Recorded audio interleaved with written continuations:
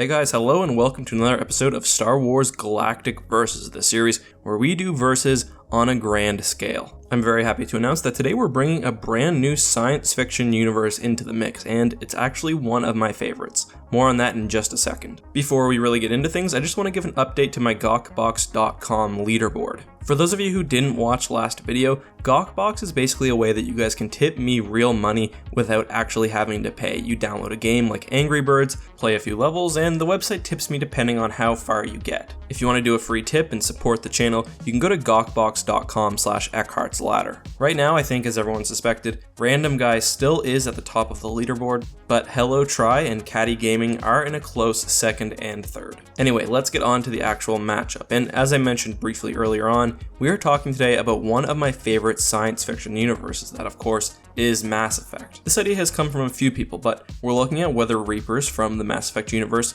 would be able to invade the Star Wars universe during the time of the Galactic Civil War. And when I say invade, I mean a successful invasion, so they've either defeated or pacified all opposing forces, and the result in the success of their invasion is really beyond question. As I mentioned, this is the first time we've actually featured the Mass Effect universe in this series, so if you like this video and you'd like to see more Mass Effect in the future, make sure to give this video a like. So let's talk a little bit about the Reapers. Who are they? What do they do? What is their purpose? The Reapers are a race of quasi-organic sentient starship beings, and they've lived for thousands, if not millions of years. The Reapers are essentially immortal machines who return to the Milky Way galaxy every few thousand years to harvest all life within the galaxy. During these harvests, the Reapers will often engage in battle any civilization currently residing in the galaxy. However, the Reapers always have a really big advantage. They're always really fighting their war in home field. They've designed the Mass Effect relays and the Citadel, both two very important pieces of technology in the Milky Way galaxy, such that the races have built their technology off of them. This allows the Reapers to predict the kind of science and technology that they will be encountering during their invasions. The Reapers are Lovecraftian to a T. They're squid-shaped, they live in the dark space between galaxies, and they're immensely powerful and appear to be almost unstoppable godlike entities. Continuing the Lovecraftian theme is the Reaper's use of indoctrination. Indoctrination is the process where, simply by being near a Reaper, even a dead one, an organic being begins to lose their mind. The scary thing about indoctrination is that it's not at all obvious, and often Reapers will subtly subvert the mind of those who they find useful. When indoctrination works perfectly, the values and ethics of an otherwise very normal person are completely shifted such that they're working for the Reapers without them even realizing it. Saren, for example, in Mass Effect 1, had his values changed very drastically without him even realizing it. This, however, does take a very, very long time. Physically, Reapers are about 2 kilometers long. Given that they are basically living starships, they have a main weapon built into their body, and this weapon hits in about the 100 kiloton range. Reapers also have secondary weapons on their arms and do have point defense capabilities. So, how would a Reaper invasion go in the Star Wars galaxy? The first thing I want to mention is that clearly the Star Wars galaxy, unless I've missed it, does not have mass relays, so the Reapers are not going to be able to use that to enter into the galaxy. We do know though that they are able to travel faster than light by other means, so that shouldn't stop them. This lack of relays is also important for another reason. The Reapers won't be able to exploit known technological weaknesses in the Star Wars universe because it's not based on the Mass Effect technology like it is in the Milky Way. This does seem to be a pretty important part of a Reaper invasion. We know that they're very patient, they like to know exactly what they're getting into, so I think this will make them a little bit uncomfortable. Let's talk about their capacity to do a straight up invasion, just to attack the galaxy with their numbers. On a local scale, and I mean when I'm talking about a planetary invasion, the Reapers would probably actually be pretty effective. Unlike most ships in the Star Wars universe, they're able to operate in atmosphere without any real difficulty. This is likely due, at least in part, to their use of Element Zero. Of course, the Reapers are also very terrifying. I mean, a Reaper invasion from the ground would be quite a sight to behold. And they also make use of technology like Dragon's Teeth and weaponized husks, so they could be effective on a planetary scale. I think the actual galactic invasion, though, is a completely different story. The Reapers are going to need to invade through space, and that is going to quickly gain the attention of the Empire, which of course was the dominant force at this time. In just a straight up invasion, the Reapers are going to be in big trouble here. I think the Star Wars galaxy most likely has numbers on their side. I mean, the Galactic Empire probably had at least tens of thousands of ships. The old Legends number put it at millions to billions. The Reapers, on the other hand, probably have thousands. I think the Star Wars universe also has technology that is more well suited for capital ship engagements. Like I've said, the Reaper's most powerful weapon hits in the hundreds of kiloton range. Now, I'm not convinced that that's that much weaker than that on a Star Destroyer, but we know that a Star Destroyer has hundreds of weapons. Star Destroyers and ships like it are able to glass a planet from atmosphere, and I really don't see a Reaper being able to do such a thing, so I think there is a bit of a power imbalance here. Keeping on the point of technology, the largest Reaper ship is under 5 kilometers. That would be a large but not gigantic ship within the Star Wars universe. The Executor, for example, is 19 kilometers long. There's also the issue of shielding. Weapons in the Mass Effect universe are projectile based, so the shields are thus kinetic shielding meant to stop objects. Most of the weapons in the Star Wars universe are not kinetic based, so I'm not convinced that the Reaper shields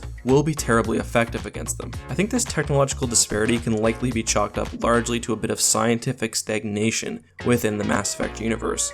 I mean, civilizations are pretty much continually based off Reaper technology and only exist for a set amount of time. Space warfare does not appear to have been around substantially longer in the Star Wars universe. However, it did evolve freely and through competition instead of being left basically by the Reapers and up for grabs. What I'm saying is that there's basically no way the Reapers will be able to invade simply through force. I think they're both outgunned in numbers and in power. However, the Reapers are master manipulators. They typically rely on subterfuge rather than pure force to succeed anyway. Looking at the Mass Effect universe, a straight up invasion was, if not the Reapers' last resort, definitely not their preferred method.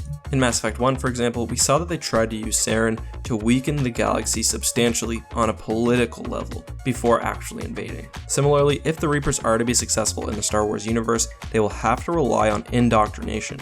They'll also have to be extremely careful though, because if they are discovered, they will be wiped out quickly. Also, given the nature of the Star Wars galaxy, particularly the hyperspace anomalies surrounding the galaxy, they will not be able to retreat into intergalactic space. Their best bet is to hide in the unknown regions or in wild space. These areas are, however, much more accessible than the intergalactic void, so they will have to be very careful and keep as low a profile as possible. I think they'll also want to stay away from the Empire. Palpatine and Vader are both very strong with the Force, and they likely will already have some sense of them when they enter the galaxy.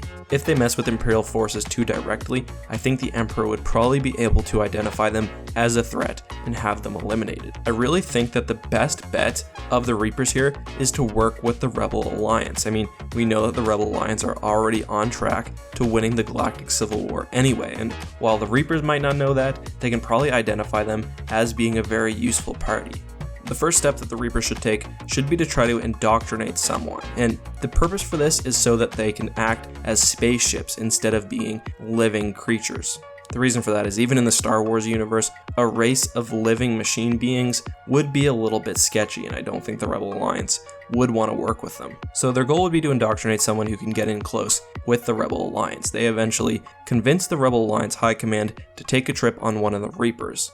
The specifics aren't important. What would be necessary is that the key members of the Rebel Alliance, perhaps even Luke Skywalker, are around Reapers so long that they become indoctrinated. Eventually then, I think the best move for the Reapers would be to offer themselves as capital ships for the Rebel Alliance. I mean, they won't be terribly effective in an actual battle, but I mean, the Alliance was desperate and they can continue to subvert the Rebels from the inside. The Reapers wouldn't really play much of a role during the Galactic Civil War. I mean, they would be backup capital ships for the Alliance. However, after the Battle of Endor, the now totally indoctrinated Rebel Alliance High Command forms the New Republic and gives over the galaxy to the Reapers. This would have to be very subtle because there are still quintillions of citizens living in the universe, and there are millions if not billions of star systems, many which each have their own military. The Reapers would probably at this point want to act as some sort of diplomatic ships, subverting high-ranking individuals from various worlds and just generally pacifying local populations. Really, I believe that this is the only way the Reapers could successfully actually defeat and invade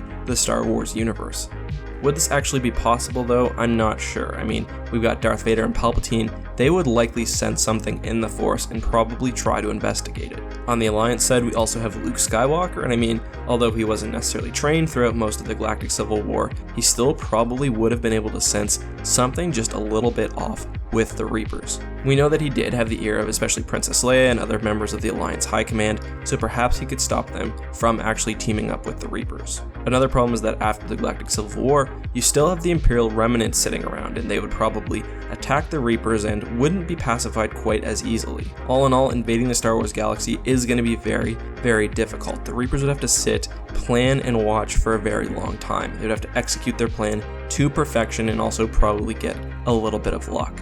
The key for the Reapers is to not be detected. One benefit they have is that this is a galaxy which has never experienced a Reaper cleanse before, so there's no old, for example, Prothean data lying around warning people. However, on the other hand, we also have the Force, which sees all, although not always clearly. Alright, so let's just recap and conclude very quickly. I don't think the Reapers would be able to invade the Star Wars galaxy through conventional means, so they wouldn't be able to, like the Yuzhang Vong did, pop out of the unknown region and start attacking planets. That, however, is not typically how they operate anyways. They would probably want to be sneaky, try to indoctrinate key persons, and then kind of take out the galaxy from within. I do think this is possible, but I don't think, given the size of the Star Wars galaxy and the presence of the Force, that it's very likely. I give the Reapers' chances of being able to invade using this method a 2 out of 10. I really don't think that it's very likely, although it is slightly possible. This is all, of course, just one man's opinion, and I would love to hear what you guys think down in the comments. Did I get this one way right? Did I make some small mistakes? Am I a little bit behind on my Mass Effect knowledge? I will admit, I haven't yet played Andromeda. And of course, if you liked this video, please tell me, because I love to hear it. If you guys haven't already, don't forget to put your suggestion for future videos down in the comments. I read all of them, and that's where I get most of my video ideas from. If you see one that you like also, make sure to give it a thumbs up and a supporting comment. If you guys want to get further involved in the channel, you can also follow me on Twitter and join the Discord. But you never need to do that, I'll be here uploading videos daily, regardless. Thank you so much for watching, guys. As always, may the Force be with you.